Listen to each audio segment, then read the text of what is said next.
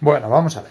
Creo que teníamos algo pendiente, ¿no? Entonces vamos a resolverlo lo antes posible para que, bueno, pues para que quede ya hecho. Había un vídeo por ahí en el que yo dije... Bueno, voy a hacer un vídeo de lo que es el manual del juego de rol, destripándolo por completo. Entonces, bueno, voy a decirlo tal cual, ¿no? O sea, lo que viene en cada carta en cuanto a reglas, para que, ¡pam! Si tenéis alguna duda, pues vayáis a tiro hecho. Pero como ya os he dicho, esto es muy sencillo, o sea, no tiene más. Del capítulo del 1 al 3 es todo introducción. En el capítulo 4 se dan como una perfilada a algunos conceptos por si no queréis leer las cosas y no entenderlas, bueno, pues podéis, ahí se hace como una pequeña introducción a esos conceptos, pero ya está. Que son el abismo, la fantasmagoría y la ermita. Bueno, que da igual. Donde empieza la chicha es en el capítulo 5, en la carta 5, ¿vale? Capítulo, cuando diga eso me refiero a las cartas. Que es que en el que se dice que todos contamos la historia juntos. En la carta 6 se dice que las cartas hay que escribirlas poniéndote en la piel del personaje. En la carta 7, bueno, está interesante que dice que el juego se basa en el mundo real mezclado con el mundo lovecraftiano, pero que al fin y al cabo creamos algo juntos, o sea, no hay un canon establecido, es juntos creamos. En la carta 8 se dice básicamente que si no te gusta el rol, no significa, no quiere decir que esto no te vaya a gustar, porque es una experiencia diferente. La carta 9 nos cuenta que puedes jugar con tus PJs de la llamada de Tulu, ¿sabes? De los juegos de rol, a De Profundis. Bueno, pues mira, como ya tienen su historia creada, pues te dice que lo consideres. En la carta número 10, pues te propone que puedes jugar con tu grupo de amigos o en la red que tiene, bueno, que tiene De Profundis, pero yo creo que eso ya ni existe ni nada. Puedes investigarlo si quieres, como te dije en el vídeo anterior, pero bueno, aquí es donde se habla de ello, ¿no? En la carta 11 nos da unas pinceladas sobre qué personaje escoger. Si ser tú mismo, si crear un alter ego, etcétera, etcétera, ¿no? Pero al final la regla importante es que mientras mantenga coherencia tu personaje con cómo lo vayas a rolear, es decir, si es un historiador, que tú sepas de historia, bla, bla, bla, bla, pues que, perfecto. En la carta número 12 sí que se propone algo interesante, que es que si no hay un acuerdo entre a qué periodo jugar, si al 1920 o a la actualidad, pues se propone jugar a los dos. Dice, ¿por qué os vais a esto? Jugar a los dos. Son dos historias diferentes que no tengan nada que ver. Cada carta la ponéis un símbolo. Entonces, las cartas que vayan con un triángulo se refieren a 1920. Las que vayan con un círculo, pues son de actualidad. O las que se escriban en rojo son de 1920. Las azules en la actualidad. Son una herramienta que es, bueno, que te propone y que es interesante. En la carta 13, pues desarrolla un poco más eso de tener dos personajes en dos periodos.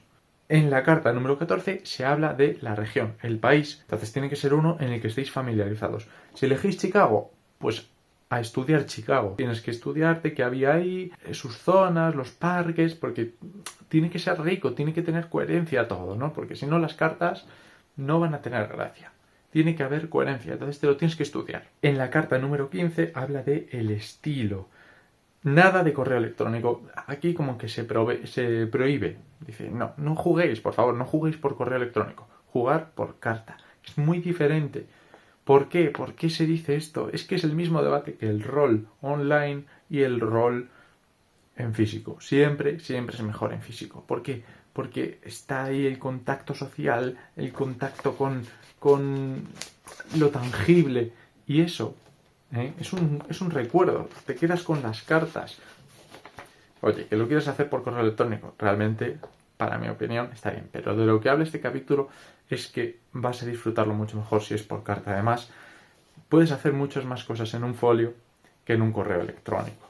Como por ejemplo, yo qué sé, quemar la carta, puedes echarle un perfume, lo que se te ocurra, ¿no? Es mucho más bonito. Además se siente más propio, porque cuando te llega a ti una carta, pues es para ti, ¿no? Y te lo quedas tú y tienes el objeto. Es que no tiene nada que ver. Por supuesto, con coherencia, siempre con coherencia. Mira, os la podéis saltar. La carta 17 os habla, bueno, pues si no tenéis idea de qué hablar en vuestras cartas, la carta 17 os propone temas, simplemente, para hablar en vuestras cartas, ¿vale? Y con esto ya vamos por más de la mitad de las reglas. O sea, como veis es muy etéreo todo esto. No son reglas, no es un manual de verdad. Es algo que tú te lo coges, te empiezas a leer las cartas una a una y a la vez que te vas enterando de la idea, porque son solo ideas más que reglas, pues vas pasándotelo bien porque está narrado. Está narrado ahí pues de una forma muy Lovecraftiana y demás. Pero yo repito que a mí me falta chicha.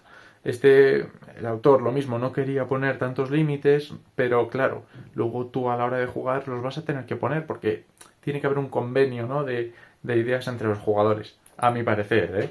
Bueno, la carta número 18 es una nota de atención sobre el realismo. Insiste mucho en eso, en el que, bueno, pues que sea real todo, ¿no? Que tenga coherencia, ¿no? Son palabras pues que se repiten. Bueno, la carta 19 también es interesante porque habla del jugador activo y el pasivo y que cómo se podrían rotar esos roles. Uno va a llevar la acción de la trama porque te la tienes que inventar tú, ¿no? Ah, y pasó esto otro, y luego pasó esto otro. Y cuando él va diciendo eso, pues el otro jugador es el que lo va leyendo, ¿no? El que se va enterando de la trama. Pero luego tienen que intercambiarse esos puestos, ¿sabes? El pasivo, pues que desarrolle también su parte de la trama, porque si no, no es una historia que creamos entre todos, la crea solo uno. Entonces también estás a la expectativa de cómo evoluciona. Tú has empezado una historia y el otro la sigue o... Ah, eso ya cosa de cada uno, pero que haya intención, ¿sabes? Que esos roles se roten. La carta número 20 también habla de esto último. La 22 pues explica sobre el avance del personaje y un posible final para los personajes, ¿no? Oye, que es interesante que esto tenga un final y pues así puedes empezar otra historia más interesante quizás, ¿no? Y joder, pues una vez terminas la historia tienes ahí ¿sabes? Tu taco de cartas en el que se va contando cada cosa. Es como un libro prácticamente. Un libro de cartas. Que hay una trama y demás. Entonces si tiene un final, mola. También mola. Bueno, en la 23 pues habla de opciones de cosas que puedes enviar, ¿vale? No solo puedes enviar cartas. Si quieres enviar un paquete con algo más, un objeto, un puzzle, lo que se te ocurra, pues está ahí. La número 24 para mí es la carta más importante, que habla de que cada vez que envíes una carta, antes de eso, la copies. O sea, siempre ten una copia de tus cartas. Porque si tienes una copia de tus cartas, tienes el libro, tienes la trama. Si no, no. Tienes que recordarlas. Entonces, o las copias, o las escaneas, o haz lo que quieras.